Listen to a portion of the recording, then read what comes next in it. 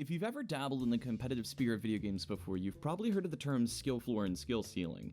Given that my target audience for these videos are usually those of you who aren't as well versed in these competitive scenes, allow me to very quickly explain what these are.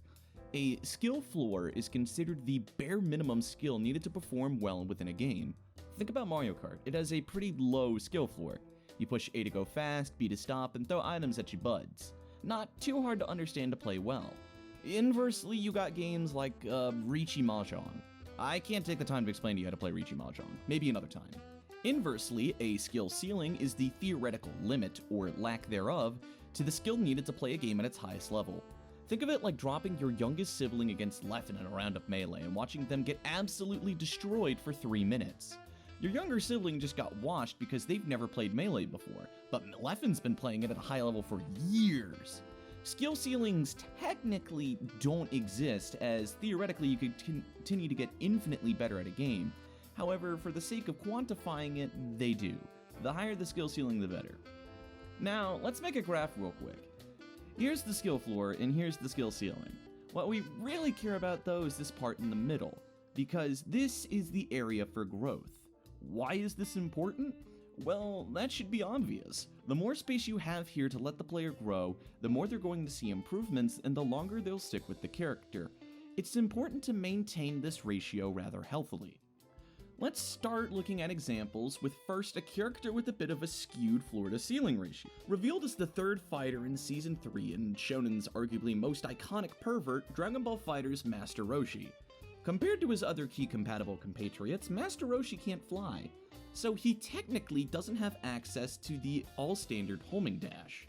Instead, he has 2 moves which replace it, the reverse Kamehameha and the Master's Leap, both of which are still immune to ki blasts, however, require the player to aim them in a certain direction. However, unlike most characters, Master Roshi's reverse Kamehameha is actually plus on block. In addition, his Master's Leap comes with the ability to side-switch characters mid-block string. This, along with his absolutely gargantuan toolkit including quite literally everything that is unique within Dragon Ball FighterZ, makes him a very tricky character to pick up and play, because of how much you have to understand right off the bat.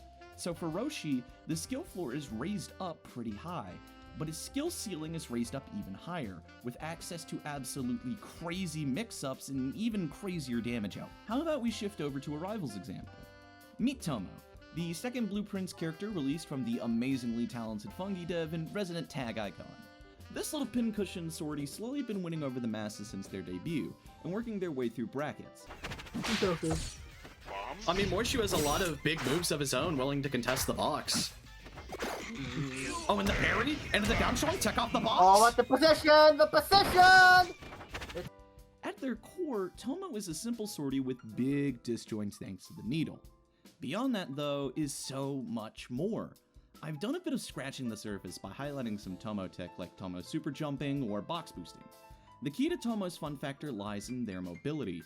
Up special, the needle, has 360 degrees of movement and will pull you wherever it lands. In addition, if you stick it into a wall, it'll act as a platform. Forward special is a lunge that allows you to move forward, and by using down special in conjunction with a few other momentum moves like up special, you can influence your trajectory and increase your momentum further. Tomo just in general feels good to move around with, which in a game about movement is very important. So what should you take away from this? For one, the lower the skill floor the better, in most cases. Usually you want to convey character information in a very simple and straightforward manner. As the player comes to understand this information, they begin to improve. These results while playing are often called the grind, and it's the allure for many to keep playing fighting games. You don't always have to set your skill floor super low either. Low skill floors make characters more accessible and can lead them to branching off to more complex characters later down the line. You can have a relatively steep skill floor if you have the mechanics behind it to justify a decision. As we discussed in the character complexity discussion, good complexity allows for a player to feel as if they're making meaningful choices by using the tools in their kit, whereas bad complexity tends to be a bunch of jumbled ideas thrown together. In that same vein, good skill ratios have either a low skill floor and high skill ceiling, or a relatively moderate skill floor and high skill ceiling, whereas bad ratios are usually too high a skill floor with too low a skill ceiling. We like to get better at things. Giving players more room to get better lets us play for longer and not get so burnt out. In addition, starting off with something easy can lead you to enjoying a game a lot more as you pick up more complex characters. Thank you guys so much for tuning in. Please stick around for just a bit longer as I have a special message for all of you. Hey guys, if you're hearing this, thank you. You managed to stick around like I asked. This is a bit different from what I usually talk about. In short, I'm opening up a Patreon. Well, I've opened one. I'm just going to announce it here, basically. I really didn't want to do this, or at least wanted to hold off as long as possible from doing this, because it's been my personal philosophy that I shouldn't have to ask, like, anything of you all as my audience. I don't ask you all to like or subscribe at the end of videos. I think the most I've asked of you is probably to vote on the Study Nights polls, but I think that's it. Because I believe when it comes to doing things on your own, you can do that, and you don't need me to tell you what to do or alter your way of thinking. However, this time, as of right now, is a bit different. See, the quality of these videos I always want to go up.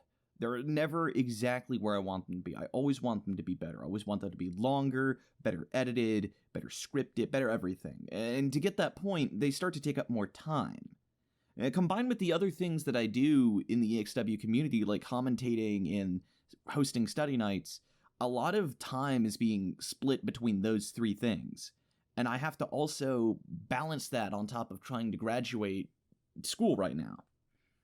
And if these videos are going to come out at a much more frequent or stable rate, I kind of need a bit of a way to help support myself right now. Sorry, there's a lot of middle words because this isn't scripted at all. I need a way to support myself while I'm looking for work, which will replace school once I finish it. But if I want to keep doing these and balance what I do for ExW as of right now, it's kind of difficult to do all of this volunteer work. So I decided to open up this Patreon. It's completely optional. I am never going to incentivize or imperative that you subscribe to this Patreon, because it's your money. You should do with your money you should do with your money what you think you should do with it. You shouldn't do something with your money that I told you to do. I've got 3 tiers. I thought that these prices would be reasonable. A $3 per month tier, a $5 per month tier, and a $10 per month tier. The first tier, a real jonger, you'll get access to Patreon-only posts and messages, early access to videos and scripts. I'll plan to also make bonus content for the Patreon supporters. The thank you recognition at the end of my videos, you know how YouTubers have that big list of Patreon supporters. A monthly AMA that I'll hold in the Study Nights Discord probably, and patron-only Discord calls, which again will probably be in the Study Nights Discord, or my own server.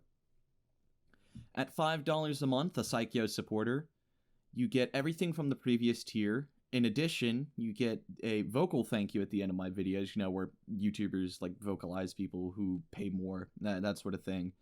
An early Study Nights poll access. That's all that's it. And lastly is the $10 per month tier, which is a Parlor VIP.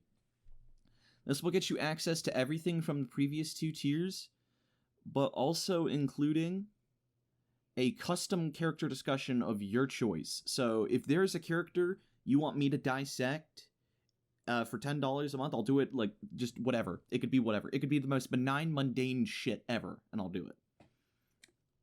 I said that I would never try to incentivize you putting your money into my Patreon, which I won't. But I have set up a goal just in case this gets bigger than how I anticipate. If we hit 4 patrons, just period, I'll finally start working on releasing a long-awaited Amber character discussion video I've been having in my Google Drive for months at this point. So that's kind of all I wanted to say here at the end. I'm opening up a Patreon. You don't have to put money into it if you don't want to, or if you don't think like it's worth it. That's fine. I understand. This is a lot of me to ask right now, but I do need a way to try to support myself while I'm doing these videos and trying to graduate school. Thank you all so much for continuing to support me.